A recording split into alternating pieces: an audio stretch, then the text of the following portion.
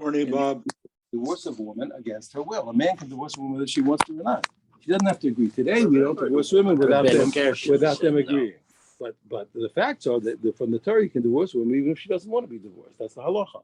So therefore, the same way that so the woman does, we don't need her acquiescence. So therefore, even his daughter, who's not considered mentally competent, can also be divorced with a get. The Alkana Bas Israel. Now he explained another case.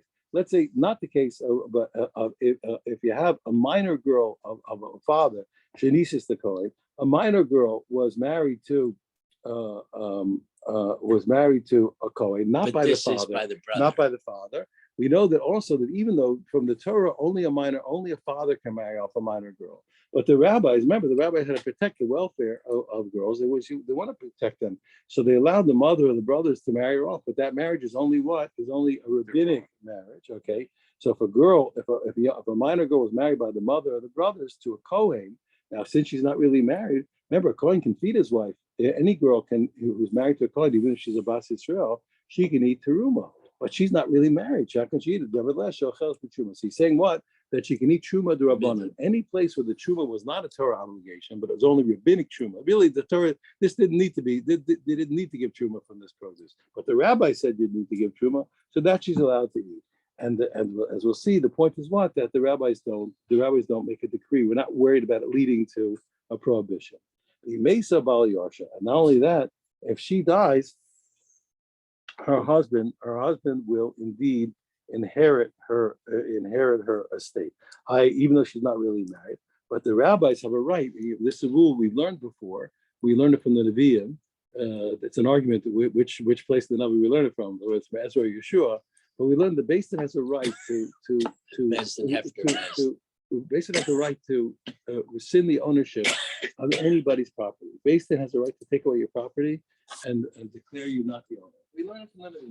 So since the Beis Din can do that,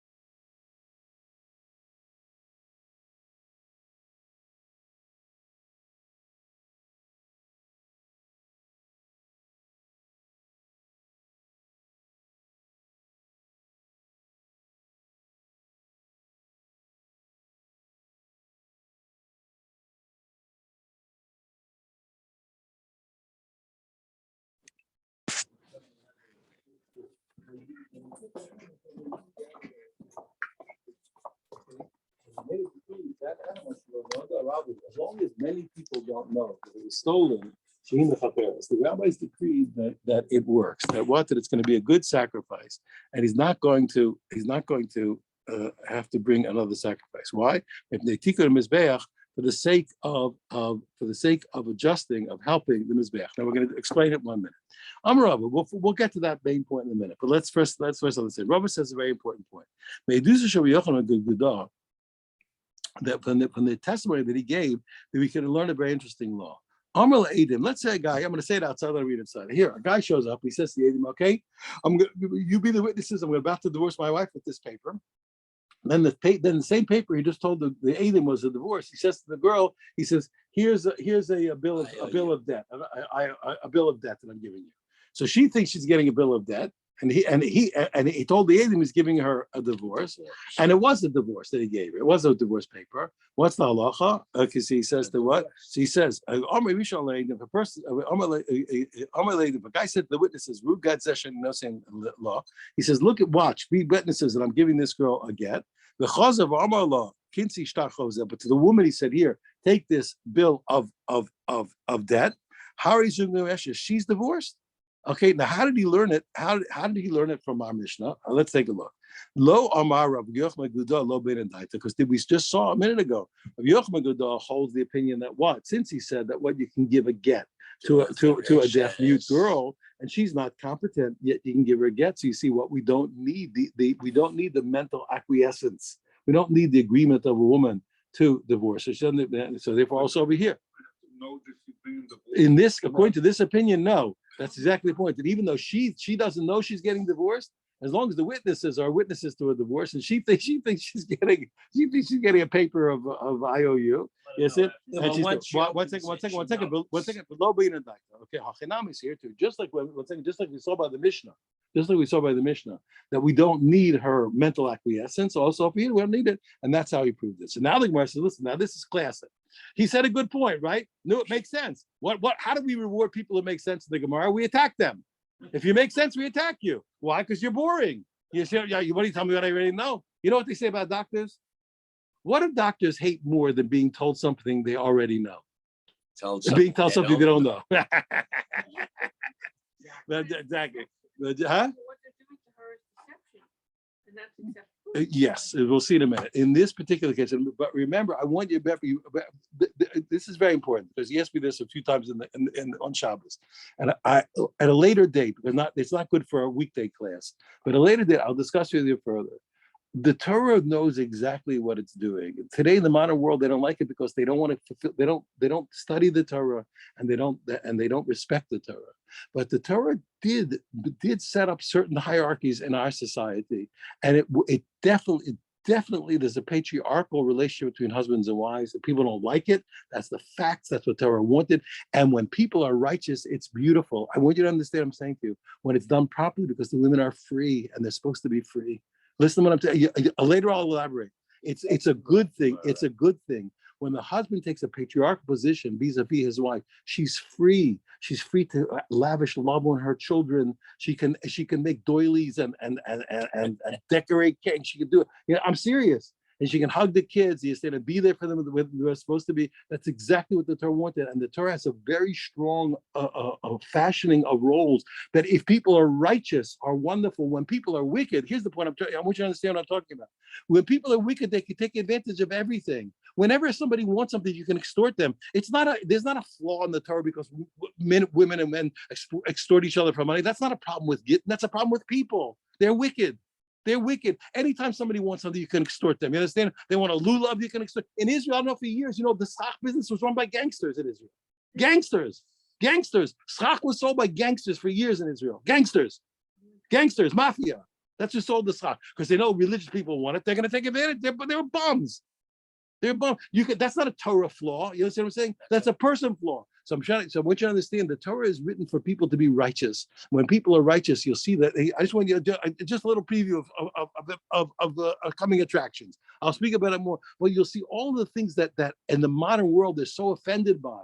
if they would understand a society of healthy and righteous people, a society where roles are defined and leave spaces that women are on the greatest pedestal in the world, is in a Torah world, and they're able to save. They're able to save the world. They're able to make the world holy and to make it pure, and to make children are going to be outstandingly righteous because of righteous mothers. I'm telling you, it's the way it's supposed to be. But I just a little word from our sponsor, Rabbi. Pardon me, but I just want you to understand. So yes, they're all there. There's a place. The Torah gave tremendous power to the man in the area of marriage and divorce. There's good reason for it. But here's what I want you to know again. Here, the fact that there are wicked people is not a criticism of the Torah. You understand what I'm saying? Don't worry about it. Okay, we'll discuss for it. Okay, I just want to score a little point, for our sponsor here. Okay. Okay, we'll continue. Yeah. In this case, are we saying that the get is valid? It's kosher because we just proved because if I understand that without kosher. Yeah. You're allowed to do it. Yeah. You're gonna see one thing. Not anymore. According to this Gemara, right? Our Gemara. Once again, yeah. I can only teach you what's on the page. According to our Gemara, the Gemara has no criticism. Take a look. So look what the Gemara says here. His proof was so good. What's the Gemara do? They attack him. Why? Because it makes perfect sense what he said. So it's cheetah. That's obvious. Why'd you have to say it? And what am I, an idiot? I can read the Mishnah myself and make the same inference that you made. Why'd you have to teach me this for? What are you talking for? Who needs you? The Gemara says no. Here's the chiddush of Rabba.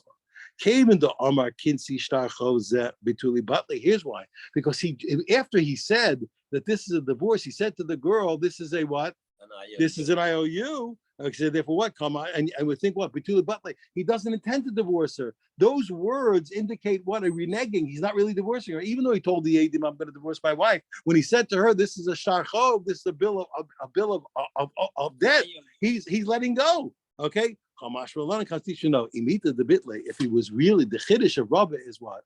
Is that if he was really reneging, he would have told it to the witnesses. He would have told the witnesses. So then if that's true, so then why, if he's not reneging, why did he say that to the girl? If he's divorcing, why did he? What she asked me, why did he deceive her? The answer should be because he's embarrassed.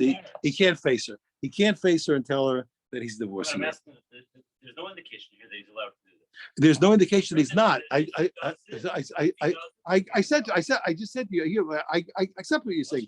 I accept what you're saying, but it's not a proof. I mean, you can't make inference from that point. I just said to you from this Gemara, the Gemara has no criticism. Let's see.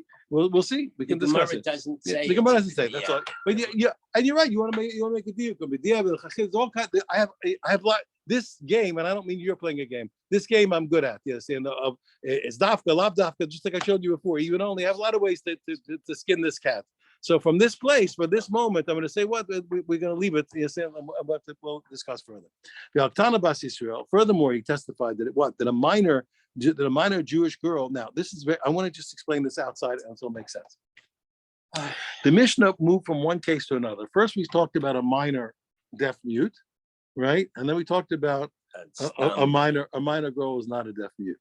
Now, if you wanted to tell me in the second case of a minor girl who's not a deaf mute that she can, and who's rabbinically married, that she can eat rabbinic truma, you could have just as well told me if a grown deaf mute marries a man that she can eat truma. If the rule is that a woman who's rabbinically married can eat rabbinic truma, so then why'd you have to change from a deaf mute to a regular girl who's a minor? You should have gone from a minor deaf mute to a major deaf mute. So the answer is, you see, from the fact that it changed, it must be telling me that in that case, that a grown, even though we told me that a minor girl who's married by the brothers and sisters can eat rabbinic truma. So you would think that that the generalization is that any rabbinically married girl can eat rabbinic truma. The answer is no. The answer is what? Because since the case gave me after that of who could eat truma was a minor girl who was married by the brothers and sisters, by the mother and the brothers, and it didn't give me the case of a grown girl. It must be what? In the case of a grown deaf mute, it's not true. It's not a general rule that any rabbinically married woman can eat rabbinic truma. It's not true. It's not a general rule. So now we're going to explain to you that's the case, and we're going to prove to you why. We're going to prove what it means. So, you know what? I don't remember tomorrow. I'm going to make a mistake. I'll double check afterwards. Good point. Okay, I'm discussing afterwards. That's why I'm not going to. Okay. Beli neder. I'll double check. Okay, Baltana Bas Yisrael again. Okay, but we learned when you see that a girl who was a deaf mute, a majority who got married, she cannot eat rabbinic truma. My time, what's the difference? In other words, why is it not a general rule that any girl who's rabbinically married can eat rabbinic truma? The answer is a Hashem Yachol Cheresh Bechereshes. I'll tell you why. Because if I let a grown girl who's a chereshes, who's a deaf mute, eat rabbinic truma, eventually what's going to happen is the Kohen's going to give her what if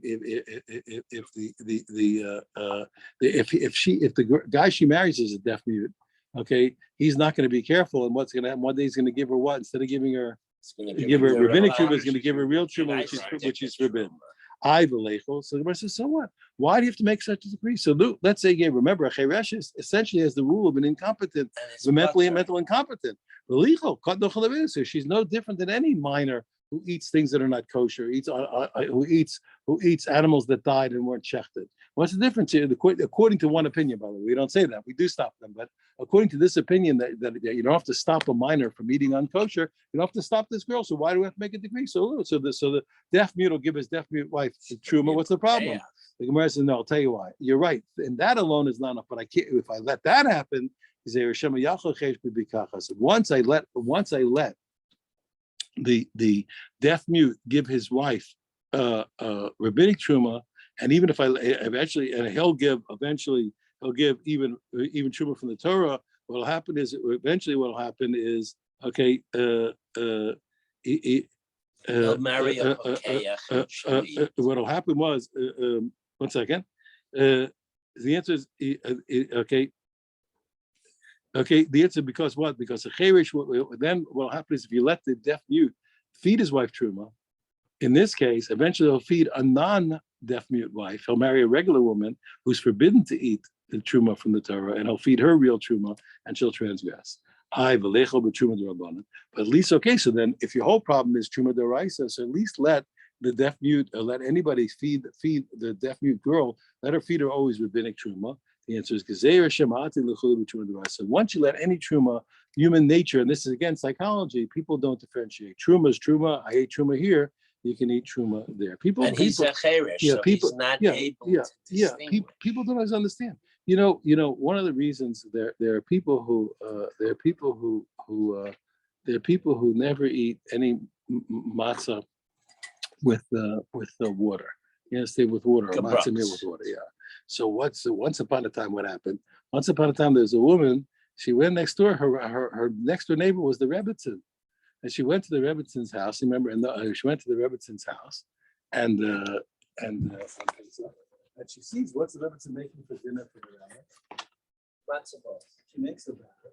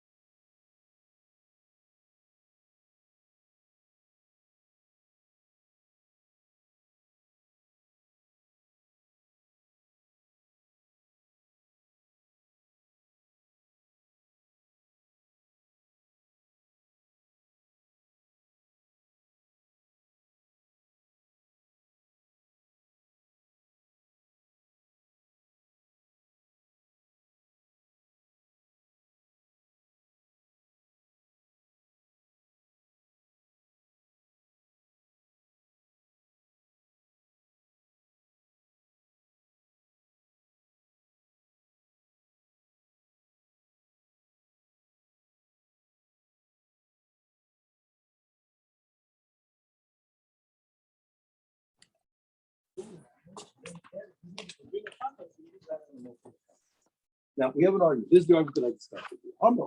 Ola says the Torah. What's the Torah halacha from the Torah? They know whether people know that this is stolen or not stolen. This animal cannot possibly be a kosher sacrifice. My timer. What's the reason? Yesh Kadi lo kona. Yesh alone is not kona. Now be careful. He really holds Yesh Kadi is kona. He holds that Yesh alone, for monetary purposes, normally Yesh alone is kona. But for sacrifices, this is very important. I just told you. But for sacrifices, which is more stringent, Yehush alone is not kona. So it's not a good sacrifice. But for the purposes of sacrifices, this is not his. It really is his, and he could really, for monetary purposes, he could just pay back what the price of the animal. But the problem is that he wants you to sacrifice. He still has to pay back the price of the animal. Yeah. I'm not arguing, but right. I'm just trying to explain. I'm just trying to explain that really it is his. It is his, but it's not his enough to dedicate as a sacrifice.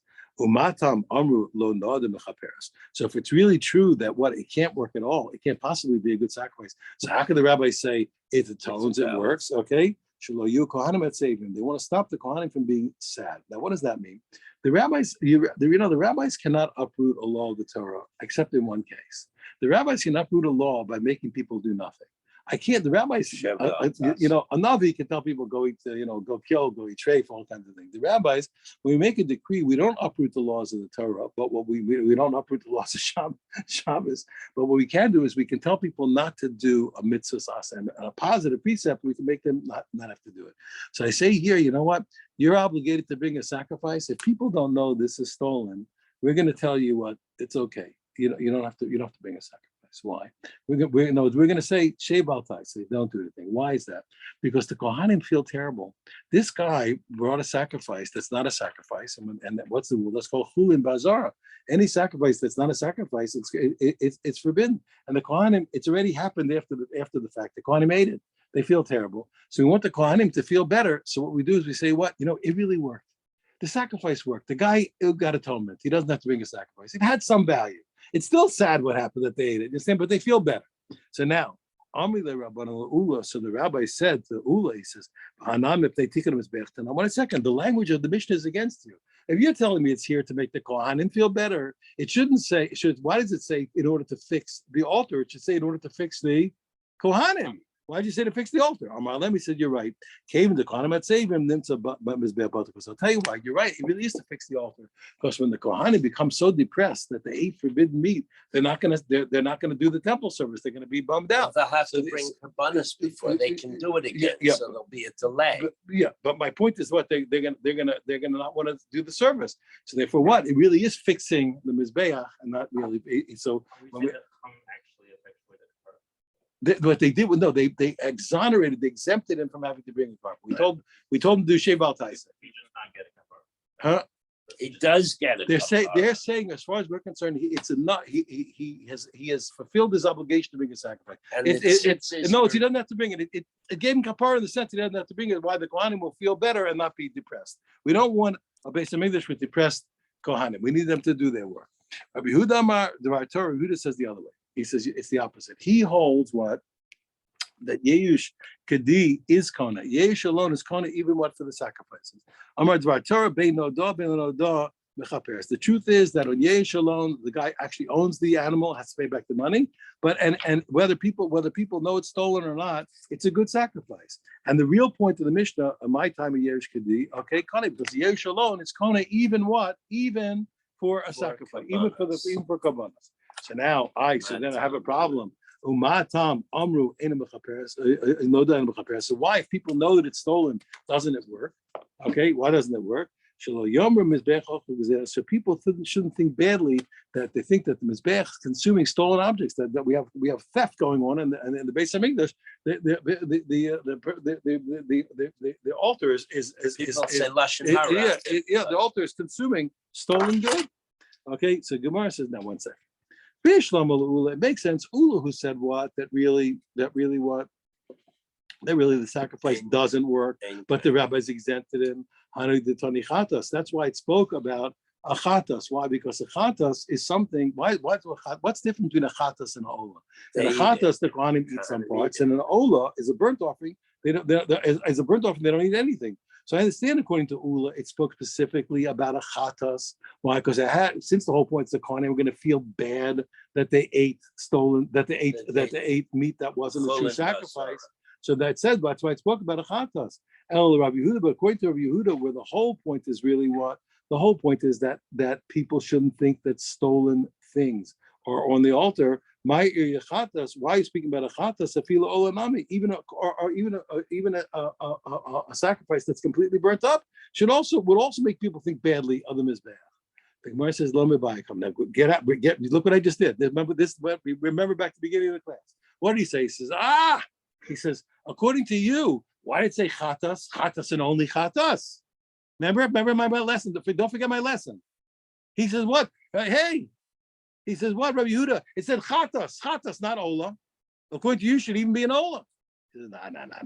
It didn't say chatas and only chatas. What does he say? It says what? It says even chatas. Remember my lesson at the beginning of the class? We asked the Kasha Yehuda, why does it say only chatas? Chatas and not ola? It should be even an ola according to you.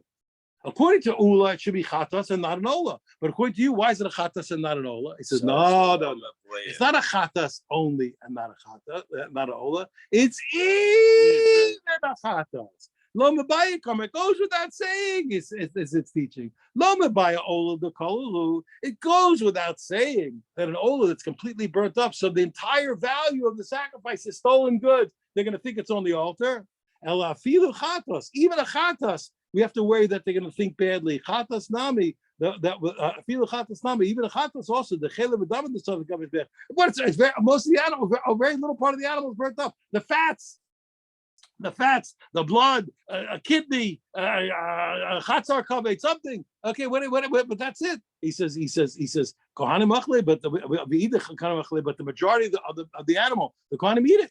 So if you don't see so much stolen goods go on the altar, nevertheless goes. They tell me what that even so the rabbi still decreed even though it's a small amount of stolen money that goes onto the altar, even there the rabbis made a decree, and therefore the point that tonight we learned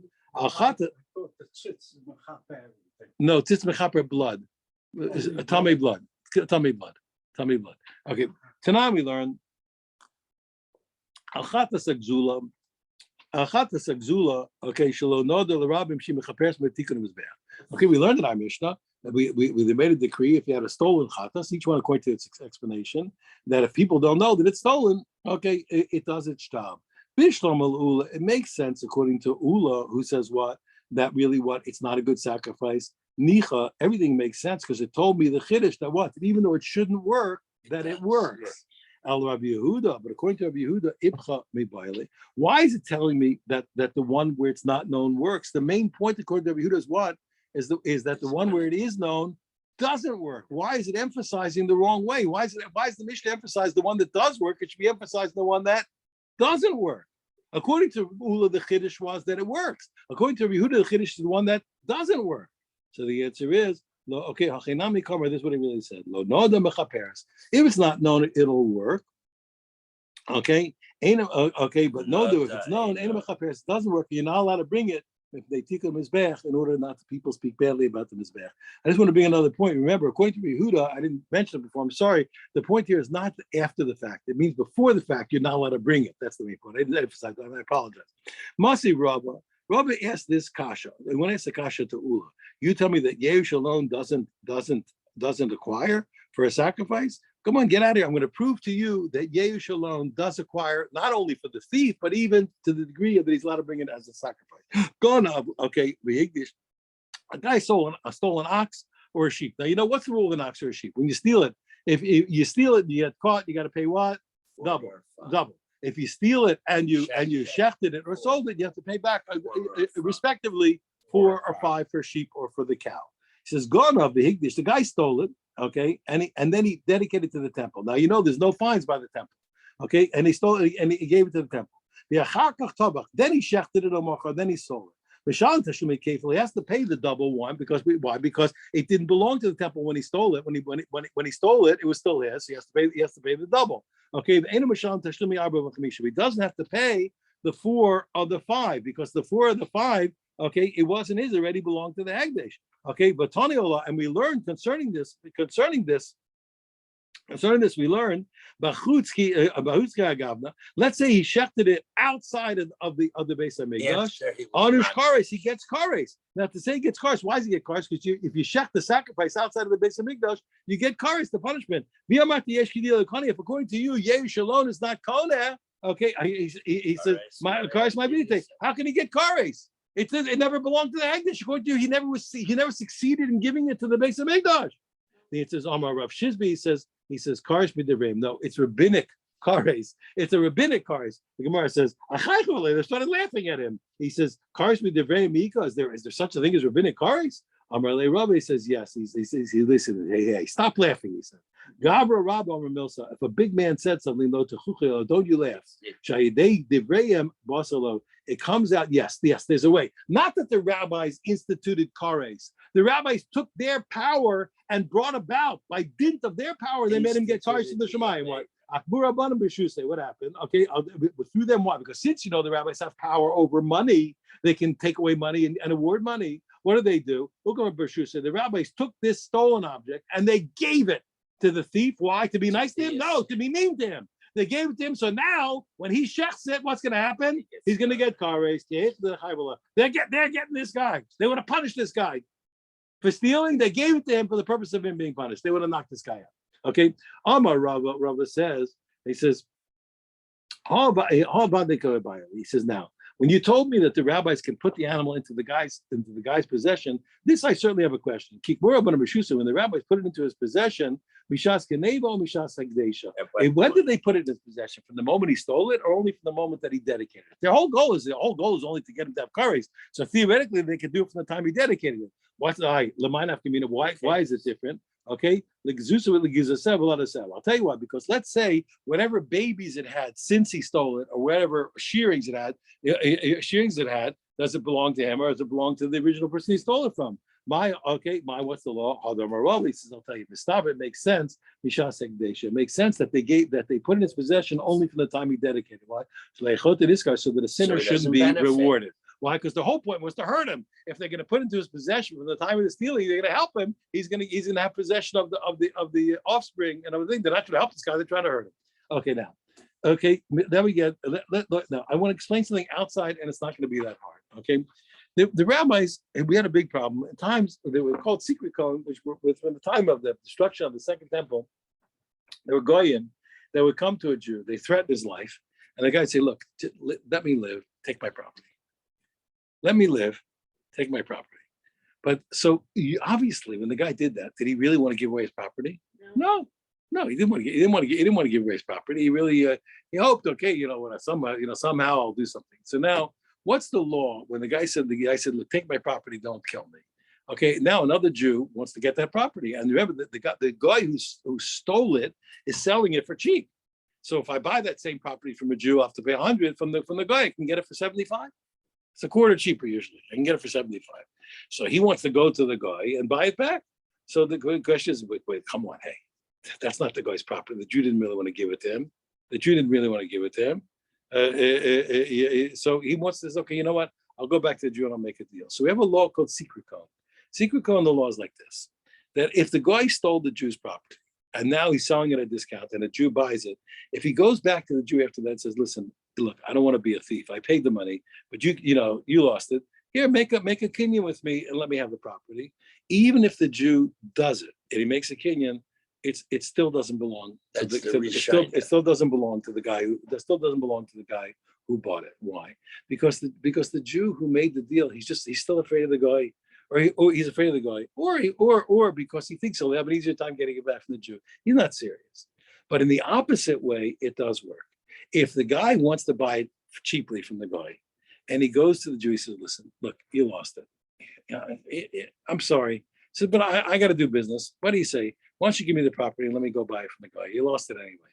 And the Jew makes the deal with him, and then he goes to buy it from the guy. Then it's fine. That's fine. That works. Okay, why? Because the Jew was sincere when he gave it to the other Jew. So the first way, when he's giving it to the other Jew, he's not sincere. He's just afraid of the guy, or he thinks he'll eventually get it back in court. But the second way, it works. Okay, now the same thing can happen with men and women. I'm going to say it outside, make obedience of it easy. Here, you know that when a man marries a woman, all of his property is subjugated to her kasut, Turksu. All of his property is subjugated. So if he sells property while he's married to the woman, later she has to get money. She can collect that property, collect but she can claw back money that was owed to her from the property that he sold, like any encumbered property. So you realize that every woman has a certain lien, a certain type of lien on property that's sold. So it has some value. It's not worth the property, but it has some value. So in those days, they were big. Stuff we do today, that people think of B'chidushin, they sold bonds and stocks. Or they had a million ways to make money. So people knew how to buy rights. So let's say a husband sold property, and the guy says, "Listen," he says, "I don't want to have anything in my property." He says to the woman, "Sell me your rights." He says, "Sell me your rights." So there's no encumbrance on my property, and she sells. So it's the same thing as when the guy stole the property. When she sells, she doesn't mean it. She doesn't mean it. Why? Because she's just doing it to please the husband. If he does it the other way, if he comes to her first and says, "Sell me your rights," and then he buys the property from the husband, it's fine because she was sincere. It's the same theory. When she one place she doesn't mean it. He doesn't mean it. She doesn't mean it. Okay, so far so good. Now let's go to our Mishnah and we'll understand everything quickly. It says, "Lo haisa sikrikon," the whole rule of sikrikon of these Goisha rules that I told you that the guy doesn't get the property, Yehuda, that rule didn't apply in Judah. In Judah, Barugi Malchus. While the actual war on the time of the second temple was happening, the rule didn't apply. Okay, we're going to explain it afterwards. Barugi Malchus ve'elech, but later in Judah there was no such rule.